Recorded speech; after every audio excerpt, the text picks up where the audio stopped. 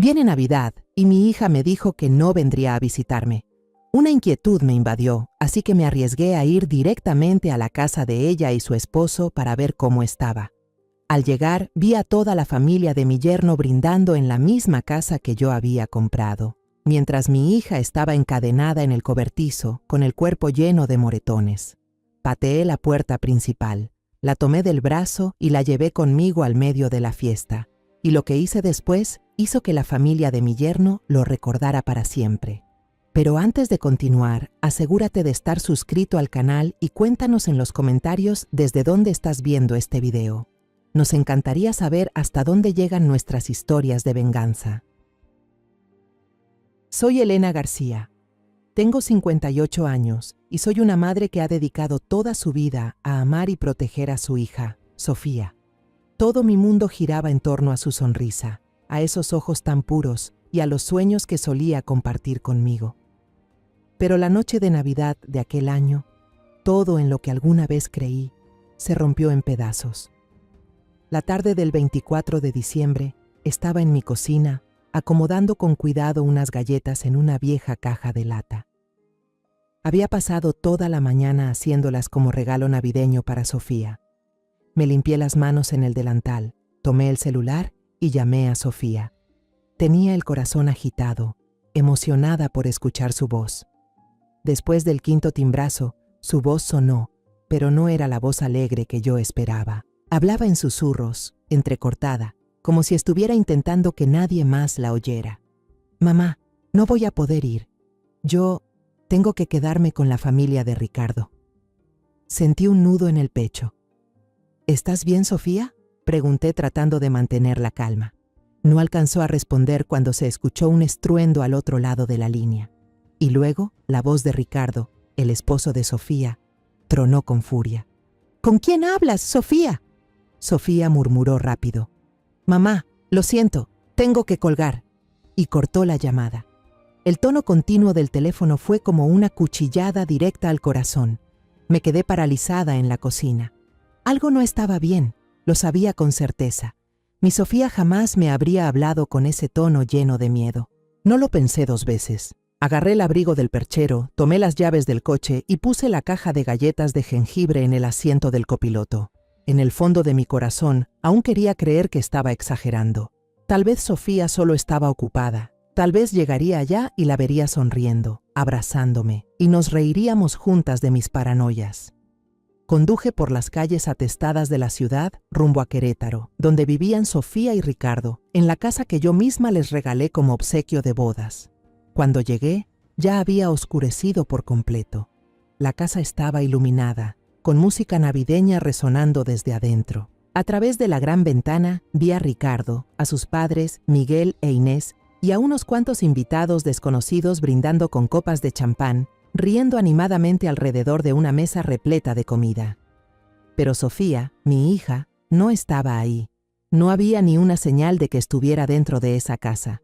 Estaba por acercarme a la puerta para preguntar por ella, cuando un sonido débil e insistente desde el fondo del jardín interrumpió mis pensamientos. Golpes en una puerta, no fuertes, pero llenos de desesperación, como si alguien suplicara ayuda.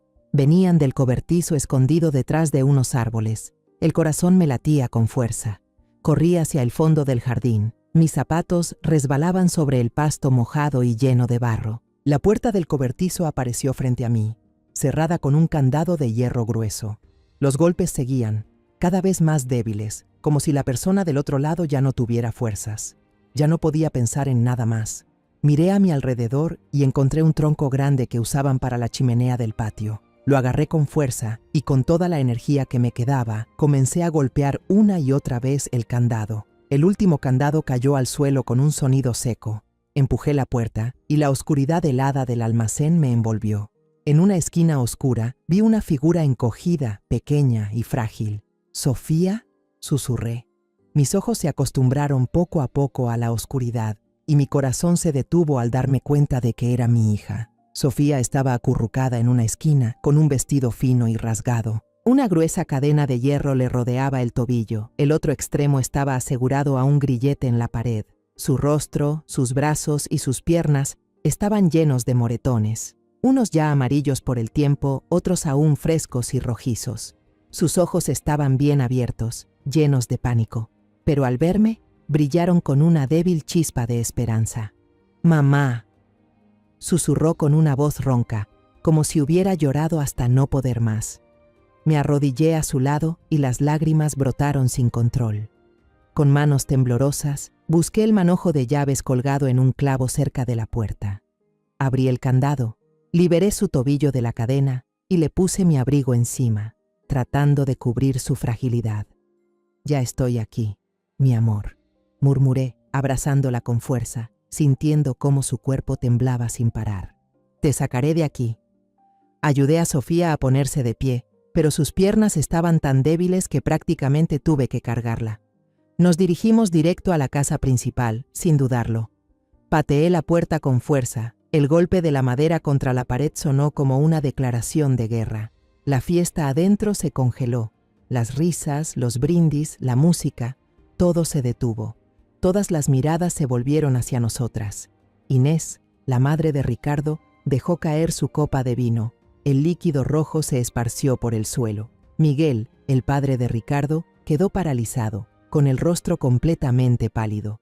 Ricardo fue el primero en recuperar la compostura. Se levantó, y la sonrisa en su rostro ya no era la de aquel hombre cortés que conocí cuando vino a presentarse. Entonces, era cruel, fría, como si disfrutara de la escena. «Oh, suegrita», dijo con una mueca, en tono burlón. «Llegaste justo a tiempo. Este pajarito intentó volar fuera de la jaula, así que tuve que darle una lección». Él y sus padres rieron de la manera más repugnante que jamás haya escuchado. Los invitados se miraban incómodos. Algunos bajaron la cabeza, como si no quisieran ver. Sofía apretó mi mano con fuerza. Su cuerpo temblaba de miedo. Yo lo miré fijamente a los ojos, sin decir una palabra, porque sabía que no hacía falta. Mis actos hablarían por mí. Sujeté la mano de Sofía y la guié fuera de esa casa. Minutos después, mi coche avanzaba por la oscuridad de la noche. Sofía iba encogida en el asiento del copiloto, envuelta en mi abrigo, pero aún así su cuerpo seguía temblando. Era cruel, fría, como si disfrutara de la escena. «Oh, suegrita», dijo con una mueca, en tono burlón, «llegaste justo a tiempo. Este pajarito intentó volar fuera de la jaula, así que tuve que darle una lección». Él y sus padres rieron de la manera más repugnante que jamás haya escuchado. Los invitados se miraban incómodos, algunos bajaron la cabeza, como si no quisieran ver. Sofía apretó mi mano con fuerza. Su cuerpo temblaba de miedo. Yo lo miré fijamente a los ojos, sin decir una palabra, porque sabía que no hacía falta. Mis actos hablarían por mí. Sujeté la mano de Sofía y la guié fuera de esa casa. Minutos después, mi coche avanzaba por la oscuridad de la noche. Sofía iba encogida en el asiento del copiloto, envuelta en mi abrigo, pero aún así su cuerpo seguía temblando. Ahora, verla ahí, rota y en silencio, me hacía sentir la peor traidora del mundo.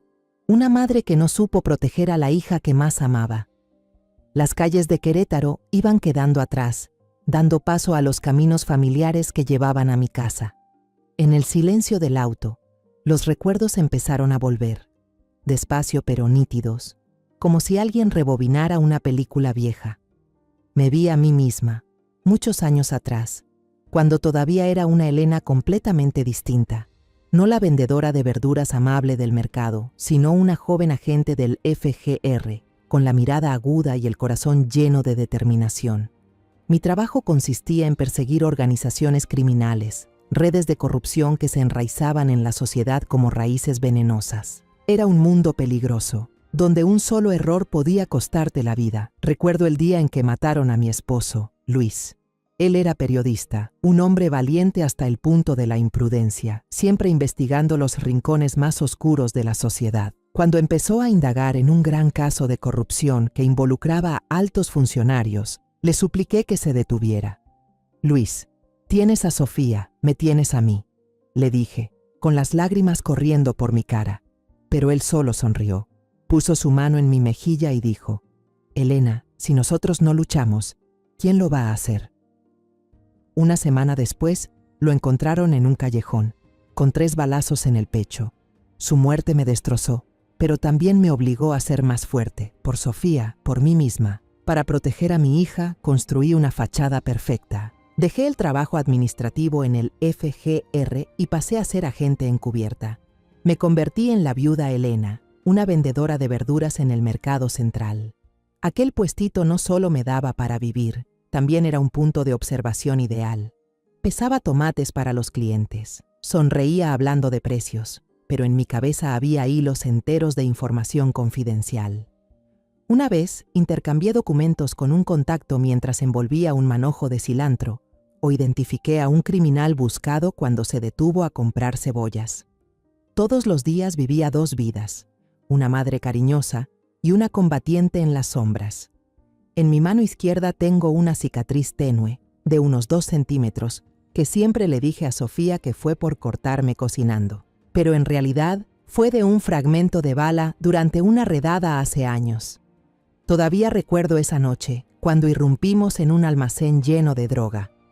Una bala me rozó el brazo, la sangre empapó mi camisa, pero igual perseguí al cabecilla. Le puse las esposas antes de desmayarme. Cuando Sofía me preguntó por la cicatriz, solo le sonreí. Tu mamá es muy torpe, no sigas mi ejemplo. No quería que supiera nada de mi pasado. No quería que creciera con miedo. Los recuerdos me llevaron al día que Sofía trajo a Ricardo a casa por primera vez.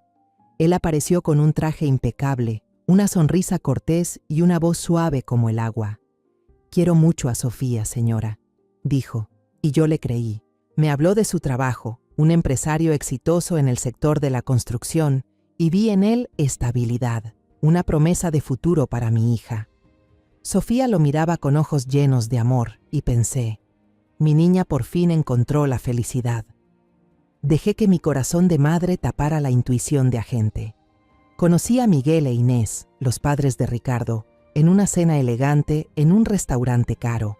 Hablaban de conexiones políticas, de grandes negocios, con la seguridad de quienes tienen el poder en sus manos. Inés, con su sonrisa perfecta y su voz dulce, me tomó la mano y dijo, Elena, qué suerte tienes de tener una hija como Sofía.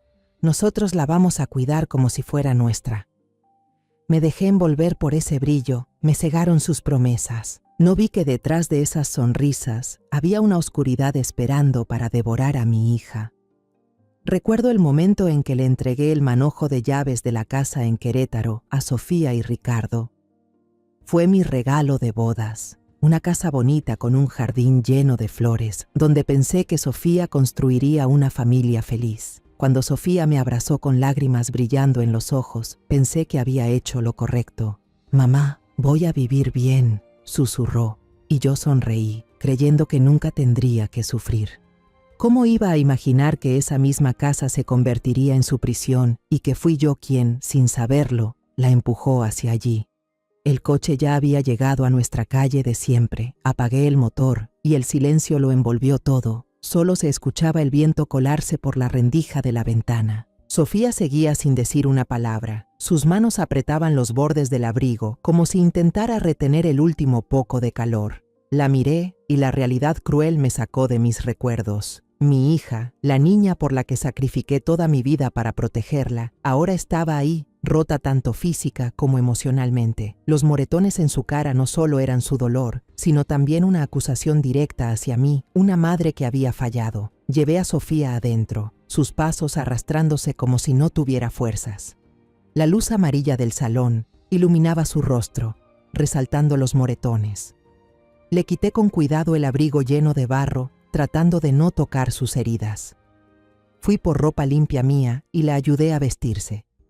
Ella me dejó hacerlo todo, sin decir una sola palabra. Preparé una taza de té caliente de manzanilla. Su aroma suave llenó el aire, pero al poner la taza en sus manos temblorosas, supe que no serviría para calmar el dolor que llevaba dentro. Me senté frente a ella, en el sillón viejo que a Sofía le encantaba cuando era niña.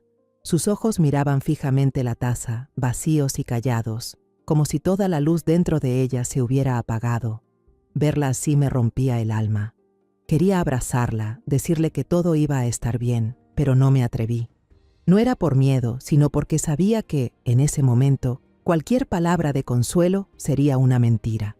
En lugar de eso, simplemente me quedé ahí, esperando, con la esperanza de que mi presencia bastara para que se sintiera a salvo. En ese silencio tan pesado, los recuerdos de los días pasados volvieron, más claros y dolorosos que nunca.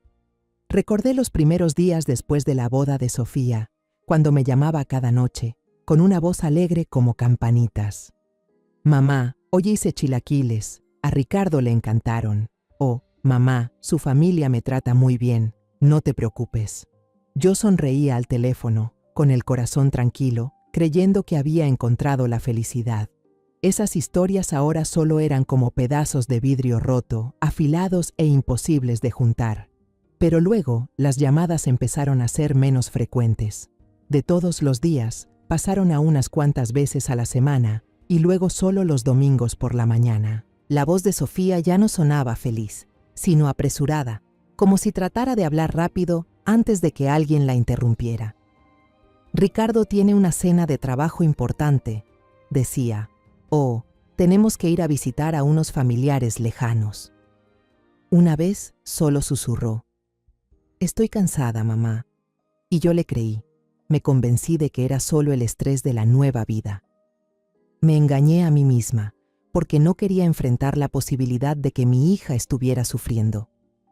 Recuerdo claramente una llamada, hace unos meses, cuando estaba en el puesto de verduras, justo mientras pesaba una bolsa de tomates para una clienta.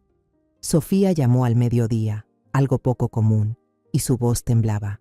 Mamá, estoy bien, solo quería escuchar tu voz. Yo sonreí, intentando que el ambiente fuera alegre. ¿Extrañas a tu mamá, mi amor? Cuando tengas un tiempo, ven a casa. Te preparo unos tamales. Pero antes de que pudiera contestar, escuché la voz de Ricardo detrás de ella, con tono cortante. Ya hablaste mucho, Sofía. El sonido de la llamada colgándose vino justo después, y me quedé ahí, en medio del bullicio del mercado, sintiendo un escalofrío recorrerme la espalda. En ese momento pensé que era solo una queja cualquiera de esposo. Ahora entiendo que fue la primera señal, y la ignoré. El recuerdo más doloroso es el cumpleaños de Sofía, hace 3 meses. Pasé todo el día en la cocina, preparando con cuidado un mole poblano, su platillo favorito. El aroma del chocolate y los chiles secos se mezclaba, evocando aquellas noches en que Sofía era pequeña, cuando se sentaba en la mesa de la cocina, comía y me contaba sobre la escuela. Empaqué todo con cuidado, añadí un frasco de salsa casera y manejé hasta Querétaro sin avisar. Quería ver su sonrisa sorprendida, abrazarla y decirle que su mamá siempre está aquí. Cuando llegué, ya estaba oscureciendo. Toqué la puerta, con el corazón latiendo fuerte, pero quien abrió no fue Sofía, sino Inés, su suegra. Llevaba un vestido de seda costoso y su sonrisa era tan perfecta que parecía ensayada. «¡Ay, Elena! ¡Qué sorpresa tan linda!», dijo, con una voz dulce pero fría. «Qué lástima, Sofía y Ricardo acaban de irse a San Miguel de Allende para pasar el fin de semana. Llegaste apenas un poquito tarde». Sus palabras eran fluidas, pero algo no encajaba. Forcé una sonrisa. ¿Así? Ella no me dijo nada. Inés solo se encogió de hombros y me invitó a tomar té, pero rechacé. No quería quedarme en un lugar donde mi hija no estaba. Al darme la vuelta para irme, mi mirada se posó sin querer en el perchero junto a la puerta. Colgada ahí estaba la bufanda de lana color verde esmeralda que tejí para Sofía, el regalo que siempre llevaba con ella a donde fuera. Sofía solía decir, «Mamá, esta bufanda me abraza como tú, nunca la dejo». El corazón me dio un vuelco. Si Sofía se había ido de viaje, ¿por qué su bufanda estaba ahí? Una pequeña semilla de duda nació en mí, pero la aplasté de inmediato. «Tal vez se le olvidó», me dije, aunque en el fondo sabía que Sofía nunca olvidaría esa bufanda. Esa inquietud no me dejó en paz. Días después, llamé a Daniela, la mejor amiga de Sofía desde la universidad. Daniela siempre fue muy cercana a ella, compartían todos sus secretos. Cuando le pregunté por Sofía, la voz de Daniela se tornó preocupada de inmediato. «Señora Elena, justo iba a llamarla», me dijo, con la voz temblorosa. «No he podido comunicarme con Sofía. Le escribo y contesta de forma muy cortante, no como ella. ¿La llamo por videollamada?». y nunca responde. La última vez que escuché su voz fue hace más de un mes. Las palabras de Daniela me cayeron como un martillazo. Llamé a algunos amigos más de Sofía y todos me dijeron lo mismo. Uno dijo: Sofía prácticamente desapareció, señora. Nadie sabe cómo está. Otro susurró: una vez vi a Sofía en el supermercado, pero se veía asustada. Ricardo estaba justo a su lado, como vigilándola. Me senté allí, en la pequeña sala, escuchando el tic-tac del reloj de pared. La taza de té en las manos de Sofía ya estaba fría, pero ella seguía sujetándola con fuerza, como si fuera lo único que evitaba que se derrumbara. El hilo de recuerdos terminó, devolviéndome a la realidad, y comprendí todas las señales pequeñas, las llamadas cada vez más escasas, el tono cortante de Ricardo, la bufanda olvidada. Ahora formaban un cuadro aterrador. Yo las vi, las sentí, pero elegí creer en las mentiras porque no quería enfrentar la verdad, que mi hija estaba viviendo en el infierno. Extendí la mano y limpié suavemente la primera lágrima que bajaba por la mejilla de Sofía. Sus ojos se alzaron hacia mí, brillantes y llenos de dolor. «Mamá», murmuró con voz ronca, como si tuviera que hacer un gran esfuerzo para hablar. Le tomé la mano, la apreté fuerte y sentí cómo el muro que tenía dentro empezaba a derrumbarse. «No digas nada, Sofía», susurré, tratando de mantener la calma aunque el corazón se me rompía. «Estoy aquí, ya no vas a estar sola». Sofía soltó de repente la taza de té, que se estrelló contra el suelo de cerámica y se hizo trizas. Me sobresalté, pero antes de poder reaccionar, Sofía también se quebró. El llanto contenido por tanto tiempo brotó como una ola. Se lanzó a mis brazos. Sus manos delgadas se aferraron con fuerza a mi blusa, como si yo fuera el único salvavidas en un mar de dolor. Antes de continuar con la siguiente parte, te recuerdo que estás viendo esta historia en el canal Historias que Duelen, donde cada detalle tiene un precio. Cuando los sollozos de Sofía comenzaron a calmarse, levantó la cabeza. Sus ojos, enrojecidos, reflejaban una leve determinación. Su voz seguía ronca, como si cada palabra saliera desde lo más profundo. «Mamá, tengo que contarte todo». Asentí, le tomé la mano y la apreté suavemente para darle fuerza. «Tómate tu tiempo, Sofía, te escucho».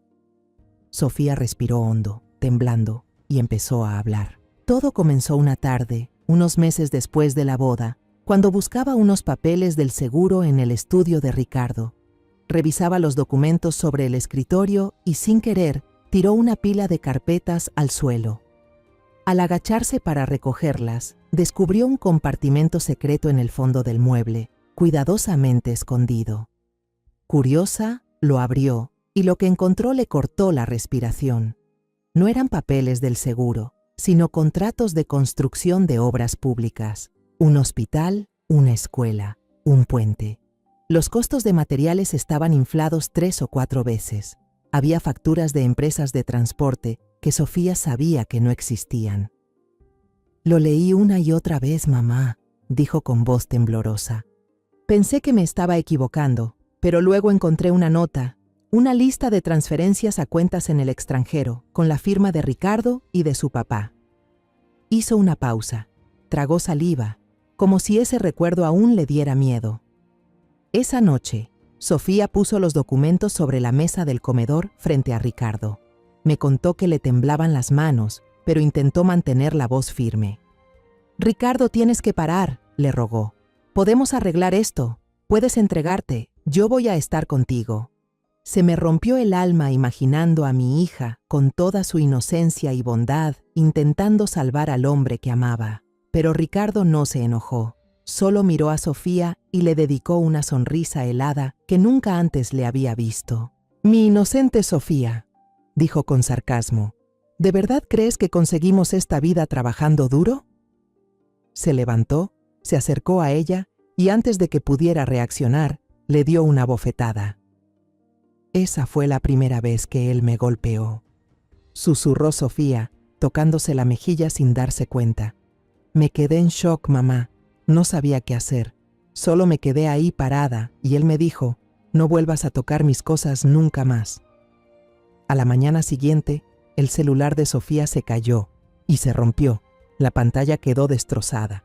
Ricardo le trajo uno nuevo, pero Sofía se dio cuenta de inmediato que estaba configurado para rastrear todos los mensajes y llamadas. Una semana después, él le avisó que ya había gestionado una licencia prolongada en su trabajo, porque necesitas tiempo para estabilizarte emocionalmente. Sofía intentó resistirse, pero Ricardo solo la miró con una expresión que la hizo temblar. «Querés lo mejor para los dos, ¿no?», preguntó, y Sofía supo que eso no era una pregunta, era una amenaza. La vida de Sofía se volvió una prisión de lujo. Doña María, la empleada que siempre la había tratado como a una hija, fue despedida sin explicación. En su lugar llegó una mujer callada, que solo seguía las órdenes de Ricardo. Sofía no podía salir sola de la casa. Cada vez que intentaba contactar a sus amigos, notaba que los mensajes no se enviaban o recibía respuestas frías que claramente había escrito Ricardo. «Intenté llamarte, mamá», dijo Sofía, con lágrimas cayendo de nuevo, pero cada vez que agarraba el teléfono, él estaba ahí, como una sombra. La familia de Ricardo también dejó de fingir. En la mesa del comedor, en la casa que yo les había comprado, Miguel e Inés hablaban abiertamente sobre sus negocios de lavado de dinero. Miguel, con tono orgulloso, contaba cómo usaba sus antiguos contactos en transporte para legalizar facturas falsas. Inés, con una sonrisa fría, se jactaba de usar su influencia política para ganar contratos millonarios. Sofía estaba ahí sentada, en medio de esas conversaciones horribles, sintiéndose como una rehén en su propia casa.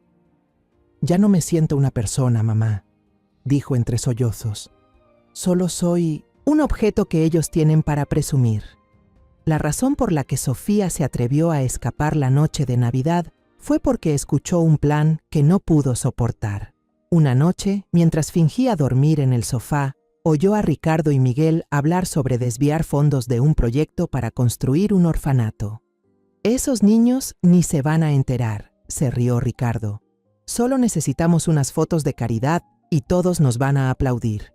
Sofía contó que en ese momento sintió una llama encenderse dentro de ella. «No podía dejar que lo hicieran, mamá», dijo, con los ojos un poco más vivos. «Pensé que si lograba escapar, te encontraría, y vos sabrías qué hacer». Sofía esperó hasta que la fiesta de Navidad comenzara, cuando la música y las risas tapaban todos los ruidos. Se deslizó hacia la puerta trasera, con el corazón a punto de salirse del pecho, pero Ricardo ya estaba ahí, como si lo hubiera anticipado. «¿A dónde vas, mi amor?», preguntó con una voz dulce, pero helada. Sofía trató de correr, pero él le agarró del pelo y la arrastró hasta el galpón. Allí, en la oscuridad congelante, la golpeó, cada puñetazo acompañado de un gruñido. «Este es el lugar para los traidores». Finalmente, la encadenó a la pared, dejándola sola en ese frío que cortaba la piel. Sofía terminó de hablar y su cuerpo se desplomó, apoyando la cabeza sobre mi hombro como si se hubiera quedado sin fuerzas. La abracé con fuerza, sintiendo cada respiración débil que salía de ella. Dentro de mí, el dolor se mezclaba con una rabia ardiente. Me puse de pie y empecé a recoger lentamente los pedazos rotos de la taza de té del suelo. Cada fragmento afilado era como los recuerdos que Sofía acababa de contar. Cuando me enderecé, la miré directo a los ojos y le dije, con voz firme y decidida: «Mañana vamos a ir a la comisaría».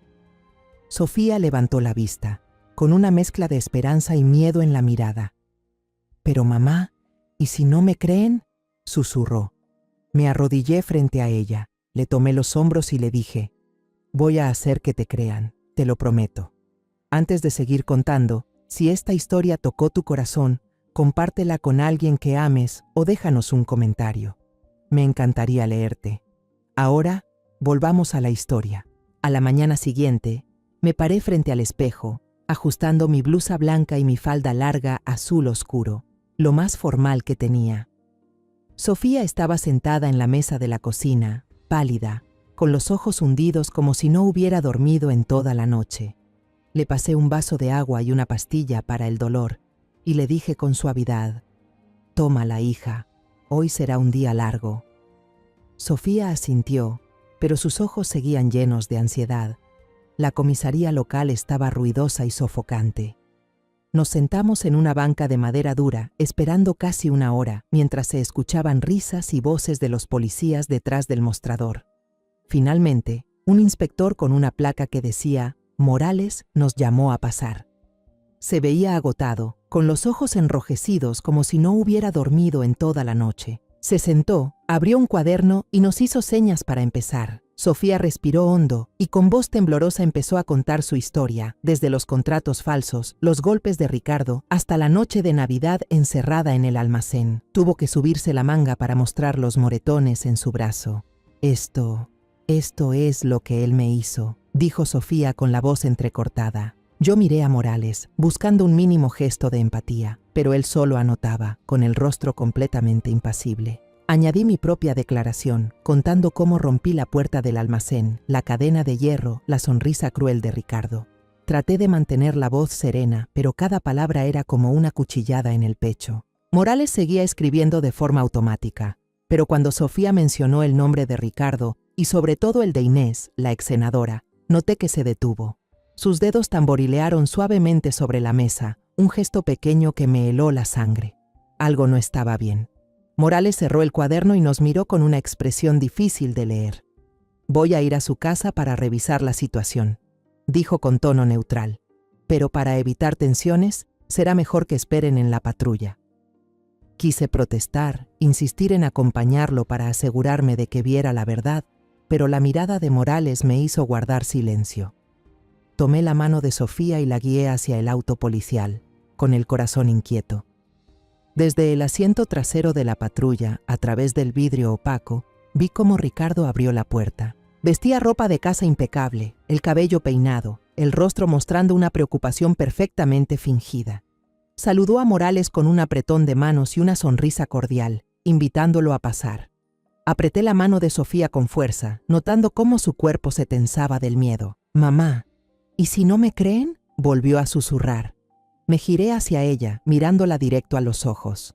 «Voy a hacer que te crean», le dije, aunque por dentro yo también estaba llena de dudas. Unos 20 minutos después, Morales y Ricardo salieron. Ricardo iba detrás, con la misma expresión de falso sufrimiento. Nos llevaron al almacén detrás del jardín, y cuando la puerta se abrió de par en par, sentí que la sangre se me congelaba. No había cadena ni rastro alguno de violencia. En su lugar, colgaban herramientas de jardinería ordenadas con esmero, el piso limpio como recién trapeado. Todo lucía tan perfectamente acomodado que parecía un escenario montado para engañar. Morales regresó al coche con el rostro impasible. «No hay señales de detención ilegal», dijo con tono burocrático. «La casa está completamente en orden». Sentí como si me hubieran dado una bofetada. «¡Imposible!», solté, la voz temblándome de rabia. «Yo vi la cadena. Vi a mi hija encadenada allí dentro». Morales solo me miró, con una expresión que rozaba la lástima. «Señora García, entiendo que está muy alterada, pero necesitamos pruebas». Antes de que pudiera decir algo más, Ricardo se acercó, manteniendo una distancia prudente del vehículo. Miró a Morales con una voz llena de dolor. «Inspector, le pido disculpas por hacerle perder el tiempo. Mi esposa últimamente no ha estado bien. Está bajo tratamiento psicológico y a veces se autolesiona y luego imagina cosas que no han pasado». Le entregó a Morales un fajo de documentos y desde lejos pude leer el encabezado de una clínica de salud mental. Él continuó, lanzándome una mirada afilada. «Y mi suegra ya es mayor. Creo que se ha dejado influenciar por las fantasías de Sofía». Morales hojeó los papeles, asintió y se los devolvió a Ricardo. Luego se volvió hacia nosotras con una voz completamente neutral. «Esto es un asunto familiar. No tenemos pruebas suficientes para continuar la investigación. Les sugiero que intenten resolverlo por las buenas». Sus palabras fueron como un martillo destrozando los últimos restos de esperanza que me quedaban. El motor de la patrulla se encendió. El coche arrancó y se alejó, dejándonos a mi hija y a mí sumidas en una sensación de traición e impotencia total. Cuando el coche de la policía desapareció, Ricardo se acercó lentamente a la puerta de mi auto. Se agachó, mirándome directamente a través del vidrio bajo. La sonrisa falsa se desvaneció, dejando al descubierto un rostro frío como el hielo. «Esta es la primera y última advertencia, suegrita», dijo en un tono bajo que me heló la sangre. «Regrese a su puestito de verduras y no vuelva a acercarse por aquí. De lo contrario, la próxima vez la que va a necesitar a la policía no será su hija». Se incorporó, se dio la vuelta y entró a la casa como si acabara de terminar una conversación cualquiera. Apreté con fuerza el volante, respirando con dificultad. Sofía tenía la cabeza baja, las lágrimas cayendo silenciosamente sobre sus piernas. En el camino de regreso, conduje en silencio, pero dentro de mí, una tormenta rugía. Pasaron unos días. Sofía casi no salía de su cuarto, la puerta cerrada como un muro que la aislaba del mundo exterior. Yo seguía yendo al mercado cada mañana, atendiendo mi puesto de verduras, sonriendo a los clientes, pero la mente me daba vueltas. Cada vez que veía a una familia haciendo las compras juntos, una madre de la mano de su hija, una pareja charlando y riendo, el pecho se me apretaba. Esa noche cenamos algo sencillo, arroz con frijoles y unas rodajas de tomate. Nadie decía nada. Solo se escuchaba el golpeteo del viejo ventilador de techo. Desde la esquina, el televisor sonaba con las noticias, transmitiendo un evento benéfico. No prestaba mucha atención, hasta que la imagen de Inés apareció en la pantalla. Estaba de pie en un podio, con un vestido de seda rojo brillante, la sonrisa perfectamente ensayada. «Tenemos que proteger los valores familiares», decía con voz fluida. «Son la base de nuestra sociedad». De repente, Sofía dejó caer los palillos con fuerza sobre la mesa. El golpe seco rompió el silencio. Se levantó sin decir palabra y se encerró en su cuarto. La puerta se cerró de un portazo, dejándome sola con un dolor que desgarraba el alma.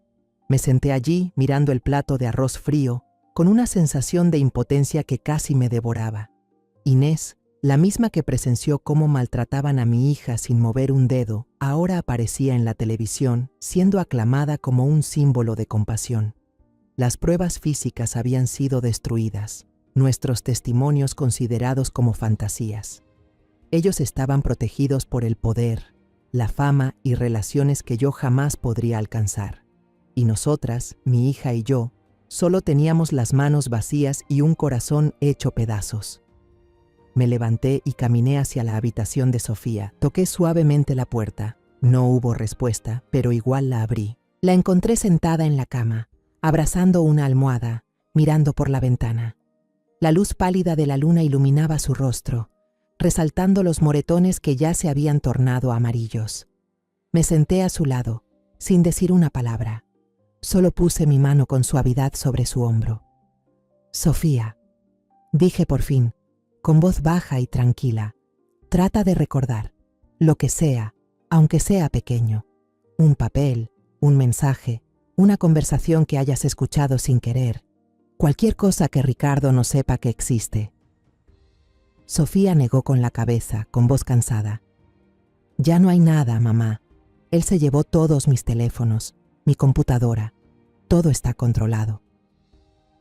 Bajó la mirada, apretando con fuerza la cobija, como si estuviera tratando de sostenerse con lo último que le quedaba.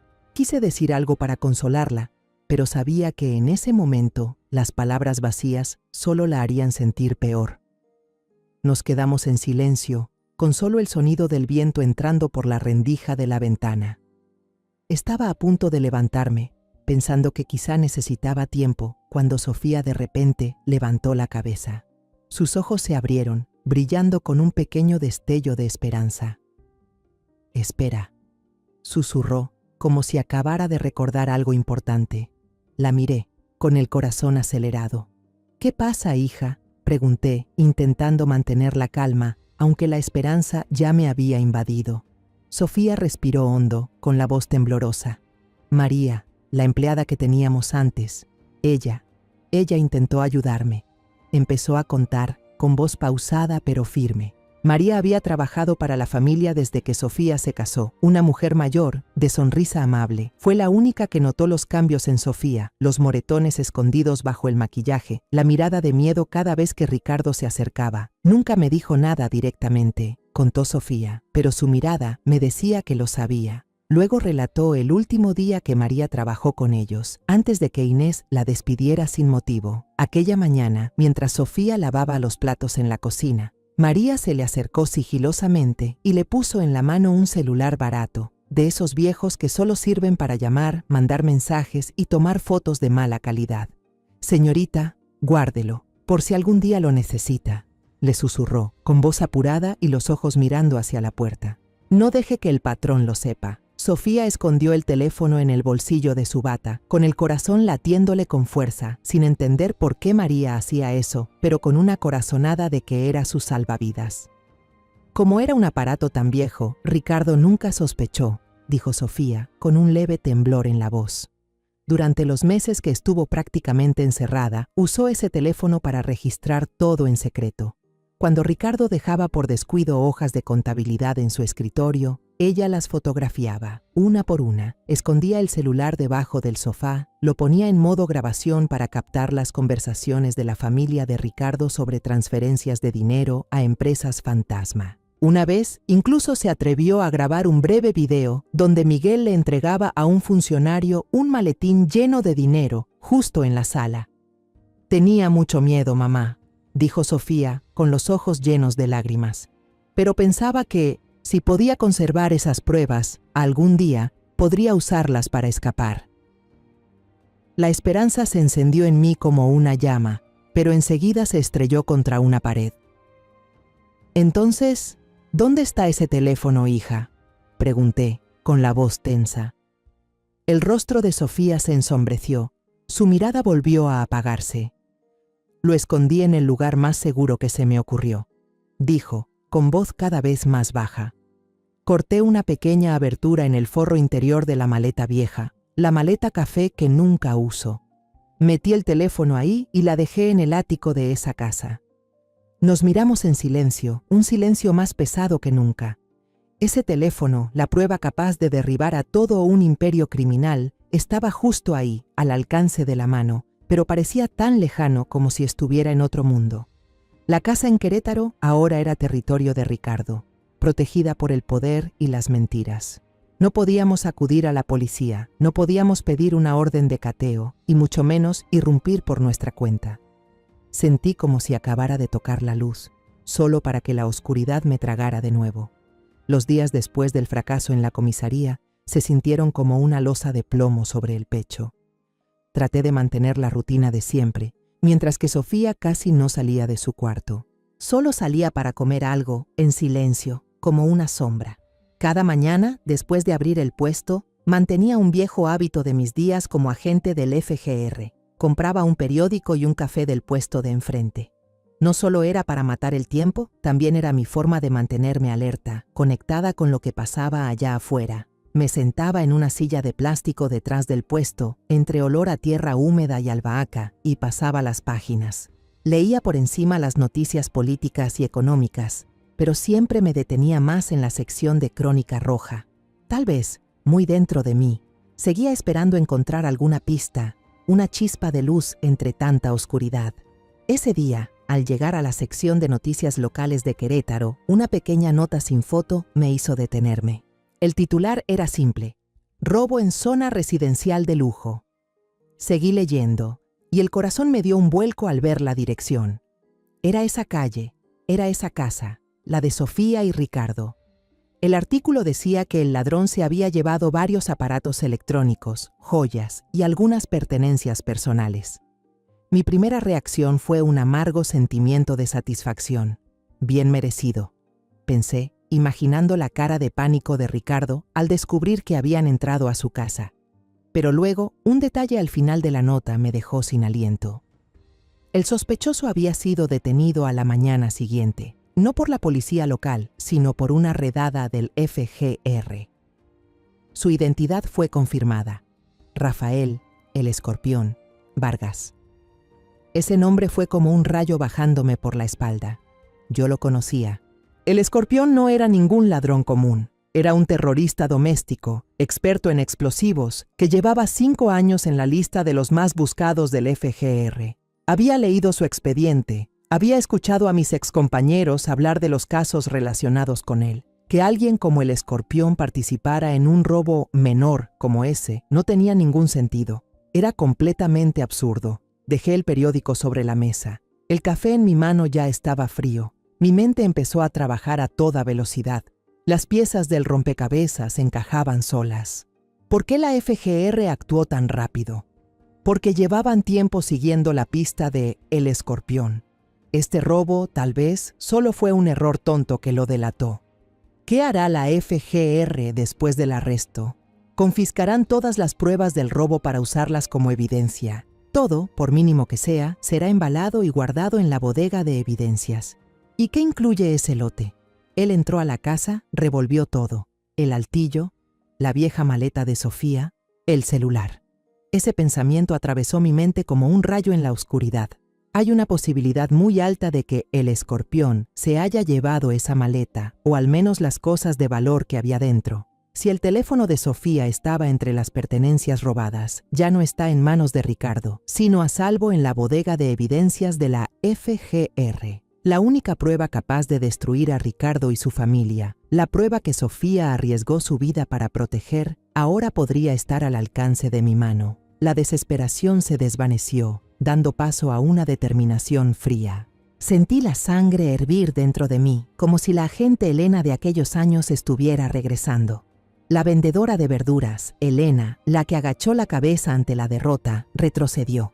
Doblé el periódico, me levanté y le dije a la señora del puesto de al lado, ¿puedes cuidar el puesto un ratito por mí? Ella asintió sin preguntar nada, quizás ya acostumbrada a mis salidas repentinas. Caminé directo hasta una caseta telefónica al final de la calle. Era hora de hacer una llamada que no había hecho en muchos años. El teléfono sonó 3 veces, cada tono como un latido de mi corazón. Entonces, una voz masculina familiar, firme, respondió. Javier Fuentes al habla. Respiré hondo, tratando de mantener la calma a pesar del torbellino que sentía por dentro. Javier, dije con voz grave y clara, soy yo, Elena. Del otro lado hubo un segundo de silencio, solo un leve crujido, como si Javier intentara confirmar lo que acababa de oír. Luego su voz explotó con asombro. Señora Elena, ¿de verdad es usted? Hace años que no me llama. Al escuchar su voz, una imagen de él muchos años atrás cruzó por mi mente. Un joven agente en formación que siempre me miraba con respeto, ansioso por aprender. Pero no tenía tiempo para recuerdos. Javier, necesito tu ayuda, dije rápido, con tono urgente. Es algo muy importante. ¿Podemos vernos? En un lugar discreto. Javier no lo dudó. La cafetería de siempre, cerca del Parque Alameda Central, a las 3 de la tarde, asentí, aunque sabía que no podía verme. Gracias, Javier. Llegué a la cafetería antes de la hora acordada. Elegí una mesa en un rincón oscuro, donde la luz tenue de la ventana no revelara mi rostro. Todo seguía igual. El aroma del café tostado mezclado con el de la madera vieja, las mesitas cubiertas con manteles gastados. Ese lugar fue, durante años, el sitio donde Javier y yo intercambiábamos información confidencial, cuando él aún era mi aprendiz, cuando yo todavía vivía en el mundo de los casos y los enemigos invisibles. Cuando Javier entró, lo reconocí al instante. Ahora era un hombre firme, con canas en el cabello, mirada aguda, pero con la misma calidez de antes. Sonrió al verme, pero yo solo asentí, señalándole que tomara asiento. No hablamos de cosas triviales. Fui directo al grano, con voz baja pero clara. Le conté a Javier todo, sobre el matrimonio de Sofía, sobre Ricardo y su familia, sobre la noche de Navidad aterradora, cuando encontré a mi hija encadenada en el cobertizo. Le hablé de la indiferencia de la policía local, de cómo descartaron nuestro testimonio como si fuera un cuento absurdo. Y por último, le conté sobre el teléfono secreto de Sofía, sobre el robo del escorpión y la esperanza de que estuviera guardado en la bodega de pruebas de la FGR. Hablé despacio, pero cada palabra era como una cuchillada. removiendo el dolor que había intentado enterrar. Javier escuchaba sin interrumpirme, con el rostro cada vez más serio. Vi cómo apretaba su taza de café, como si intentara contener la rabia. Cuando terminé de hablar, me miró directo a los ojos, sin un atisbo de duda. «¿Qué quiere que haga?», preguntó, con voz grave pero decidida. Respiré hondo, intentando mantenerme serena.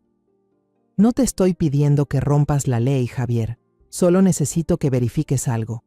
La bodega de pruebas del caso de El Escorpión. Revisa si entre las evidencias hay un celular Nokia viejo, negro. Puede estar dentro de una maleta de cuero marrón y desgastada». Javier frunció el ceño. «¿Solo eso?». Asentí con la cabeza, pero añadí: «Si lo encuentras, convence a tu superior de que vale la pena revisarlo.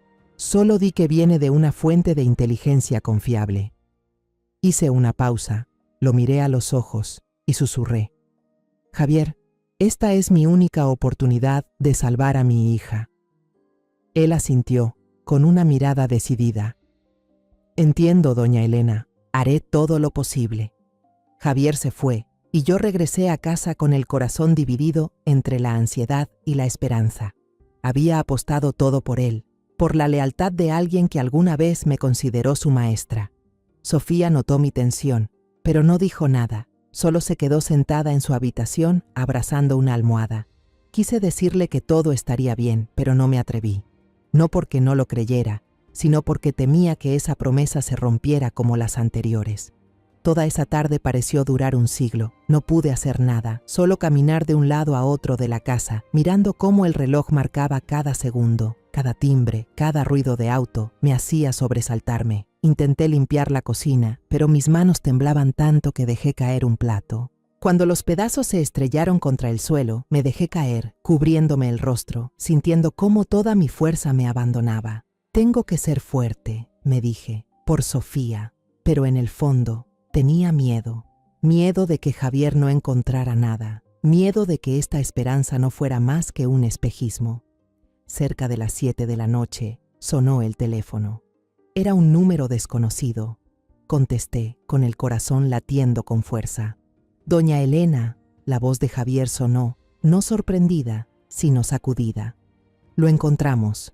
El teléfono, tal como lo describió». Sentí que podía volver a respirar después de tantos días de ahogo. Las lágrimas cayeron en silencio, pero mantuve la voz firme. «Gracias, Javier. ¿Hay algo en él?». Javier se quedó callado un momento, como buscando las palabras. «Doña Elena, logramos desbloquearlo y revisar la información. Dios mío, esto no es solo lavado de dinero. Hay listas de sobornos a funcionarios, planes para apropiarse de tierras públicas, transacciones ilegales. Los nombres de Ricardo, Miguel e Inés son apenas la punta del iceberg. Esta red llega mucho más lejos de lo que usted imagina». Su voz se volvió urgente. «Usted y Sofía no salgan de la casa, enciérrense bien. No vayan a ningún lado. Vamos a enviar un equipo para protegerlas. Este caso ahora está en manos de la FGR». Después de la llamada de Javier, el ambiente en nuestra pequeña casa cambió. El silencio desesperado fue reemplazado por un silencio tenso. Me senté en el viejo sillón, con las manos apretando el borde de mi blusa, sin apartar la vista de Sofía. Ella me miraba, con los ojos brillantes, y por primera vez en muchos días, se asomó en su mirada un rayo de esperanza mezclado con miedo. «¿De verdad, mamá?», susurró, con la voz temblorosa, como si no se atreviera a creerlo. Solo asentí, tomándole la mano con fuerza, apretándola para que sintiera mi determinación. «Sí, mi amor», dije, intentando mantener la voz serena, aunque por dentro todo era un torbellino. «Todo esto está a punto de terminar». Menos de una hora después, un sedán negro, sin ninguna señal distintiva, se estacionó en silencio frente a nuestra casa. 2 hombres de civil bajaron del auto, con porte profesional y mirada fría. No tocaron el timbre, sino que llamaron directamente a mi número, con voz grave y directa. «Señora García, venimos de parte del señor Fuentes. Estamos aquí para garantizar la seguridad de usted y de la señorita Sofía». Abrí la puerta, sintiendo una corriente de aire diferente, como si su presencia hubiera disipado parte de la oscuridad que nos rodeaba. Inspeccionaron la casa, aseguraron las ventanas y se posicionaron en las esquinas del cuarto, en silencio pero atentos. Por primera vez en muchos días, sentí que ya no estábamos solas. Sofía y yo no salimos, nos quedamos dentro, como pájaros enjaulados, esperando noticias. Javier se convirtió en nuestro único vínculo con el mundo exterior. Mantenía el teléfono a mi lado y cada timbre hacía que mi corazón diera un vuelco. Al amanecer del día siguiente, cuando apenas despuntaba el sol, el teléfono sonó. Contesté y la voz de Javier sonó, grave y acelerada. «Ya está, señora Elena. Entramos a la casa a las 5 de la mañana». Describió la escena con la precisión de un agente. Ricardo, Miguel e Inés fueron arrestados aún en pijama, con el cabello despeinado. La arrogancia que los había caracterizado se había desvanecido, reemplazada por el pánico y la incredulidad. Inés gritaba: «¿No saben quién soy? ¡Tengo contactos!». Pero los agentes de la FGR solo la esposaron con frialdad y la arrastraron al coche como a cualquier criminal. Al escuchar a Javier, sentí como si una corriente eléctrica recorriera mi cuerpo. Me giré hacia Sofía y la vi abrazada a una almohada, con los ojos muy abiertos y lágrimas rodando por su rostro. «¿Ya los atraparon, mamá?», preguntó entre sollozos. Asentí y la atraje hacia mi pecho. «Así es, mi amor, ya no podrán escapar». Sofía me abrazó con fuerza, llorando desconsoladamente, pero esta vez eran lágrimas de liberación. Durante todo el día, la televisión fue nuestra ventana al mundo. Las noticias urgentes se actualizaban constantemente. Cada informe era como un martillazo que derrumbaba el muro que Ricardo y su familia habían construido. Vimos imágenes de redadas en toda la ciudad y en estados cercanos. Un director de planificación urbana esposado, con el rostro pálido, mientras daba una conferencia de prensa. Un empresario del transporte, famoso, siendo escoltado fuera de su yate de lujo, con una mirada perdida, sin entender lo que ocurría. Cada imagen era una prueba de que la justicia, aunque demorada, finalmente había encontrado su camino. Javier volvió a llamar por la tarde, con una voz que mezclaba cansancio y emoción. «Ese teléfono es un mapa del tesoro, señora Elena», dijo. «Contiene grabaciones, hojas de cálculo detallando los sobornos, cuentas en el extranjero, incluso agendas de entrega de dinero. No tienen cómo negarlo». Al escucharlo, sentí como si me quitaran una losa del pecho. «Gracias, Javier», susurré, con lágrimas cayendo. «No tiene que agradecerme», respondió él con una voz cálida. «Esto lo aprendí de usted, nunca rendirse». El caso fue llamado Operación Nochebuena, un nombre que me provocaba tanto dolor como orgullo. Los periódicos sacaron titulares enormes, con fotos de Ricardo, Miguel e Inés por todos lados. Ya no eran empresarios ni políticos respetables, sino los cabecillas de una red de corrupción como nunca antes se había destapado. Sofía estaba sentada frente al televisor. Las lágrimas le corrían por la cara, pero sus labios estaban apretados, como si tratara de recuperar fuerzas. «No lo puedo creer, mamá», susurró. «Ellos, de verdad, fueron castigados». Le acaricié el cabello y le dije bajito: «Sí, hija, esta es la justicia por la que luchaste». El juicio se llevó a cabo unos meses después, rápido y contundente por la gravedad del caso. Sofía y yo nos sentamos en la primera fila, con las manos entrelazadas. Ella tuvo que testificar y la vi temblar cuando subió al estrado. Al principio su voz titubeaba, pero luego, como si se encendiera una llama, empezó a hablar firme y clara. Miró directo a los ojos de Ricardo y relató cada acto cruel que él había cometido. Los golpes, las amenazas y aquella noche aterradora de Navidad. Ricardo se quedó ahí sentado, pálido, con la mirada esquiva, sin rastro de arrogancia. El abogado defensor intentó otra vez usar la excusa de la inestabilidad mental, pero el fiscal de la FGR solo esbozó una sonrisa fría. Mostró un video tomado del celular de Sofía. La sala quedó en silencio absoluto mientras se escuchaban las voces de Miguel y Ricardo discutiendo cómo desviar fondos del proyecto del orfanato. «Con unas cuantas fotos de caridad, todos nos van a aplaudir», decía Ricardo, con una risa burlona. Un murmullo recorrió la sala, e Inés bajó la cabeza, cubriéndose la cara, como si supiera que ya no había escapatoria. La sentencia se dictó una tarde de lluvia. Ricardo fue condenado a cadena perpetua, sin posibilidad de libertad condicional. Miguel e Inés, junto a sus cómplices, recibieron condenas de varias décadas de prisión. Todos los bienes obtenidos ilegalmente fueron confiscados, desde la casa en Querétaro hasta las cuentas bancarias en el extranjero. Cuando el juez leyó la sentencia, apreté la mano de Sofía y sentí cómo su cuerpo temblaba. «Ya terminó, hija», le susurré. Sofía asintió. Las lágrimas le caían, pero esta vez sonreía, una sonrisa pequeña, pero llena de vida. El mismo día de la sentencia, el divorcio de Sofía fue aprobado por el juzgado. Estuve a su lado frente al tribunal, mirando cómo firmaba el documento, cortando para siempre todo lazo con Ricardo. Al salir, la lluvia había cesado y el sol brillaba sobre los charcos. Sofía levantó la mirada al cielo, respiró hondo, como si fuera la primera vez que podía hacerlo con libertad. «Mamá», dijo con voz suave, «siento que volví a vivir». La abracé, con el corazón más liviano que nunca. Un capítulo viejo se había cerrado, y yo sabía que, aunque el camino por delante sería largo, mi Sofía había vuelto a encontrar la luz. 6 meses después del juicio, nuestras vidas habían retomado cierta calma. Sofía empezó terapia psicológica, sanando poco a poco las heridas invisibles que Ricardo y su familia le habían dejado. La veía cambiar día a día, en su mirada que volvía a brillar, en la sonrisa que comenzaba a aparecer, aunque todavía tímida. También consiguió un nuevo trabajo en una organización sin fines de lucro que ayuda a víctimas de violencia doméstica. Verla trabajar, usar su dolor para darle fuerza a otras personas, me llenaba de orgullo y también de tristeza. Mi hija, aunque fue aplastada, eligió levantarse y seguir luchando. Una tarde de domingo, Sofía y yo salimos en auto a hacer compras, algo tan sencillo que no hacíamos juntas desde hacía mucho tiempo. Ella iba en el asiento del copiloto, tarareando una canción de la radio, y yo sonreí al escuchar su voz, suave como un cascabel.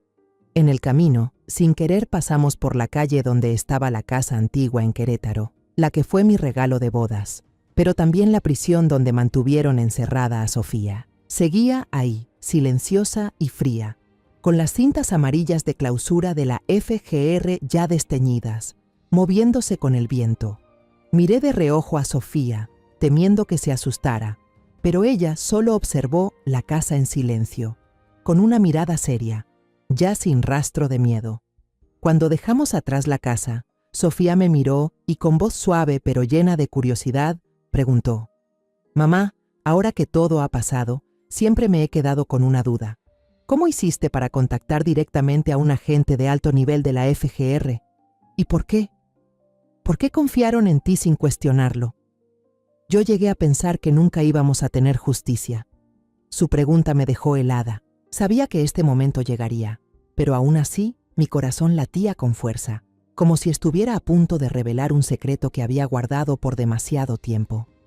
No respondí de inmediato. En lugar de eso, manejé hacia un parque cercano, donde los jacarandas estaban en plena floración, cubriendo el suelo con una alfombra de flores moradas. Aparqué bajo la sombra de uno de los árboles, apagué el motor y miré a Sofía directo a los ojos. «Porque la FGR fue mi hogar», le dije, con voz baja pero firme.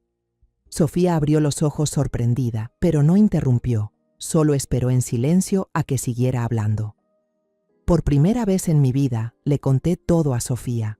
Le hablé de los años en los que fui agente de la FGR, cuando era joven, cuando mi corazón estaba lleno de fuego y convicciones. Le conté sobre la muerte de su padre, Luis, un periodista valiente que dio la vida por investigar un gran caso de corrupción.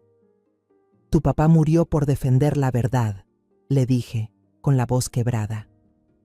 «Y yo no podía permitir que su muerte fuera en vano».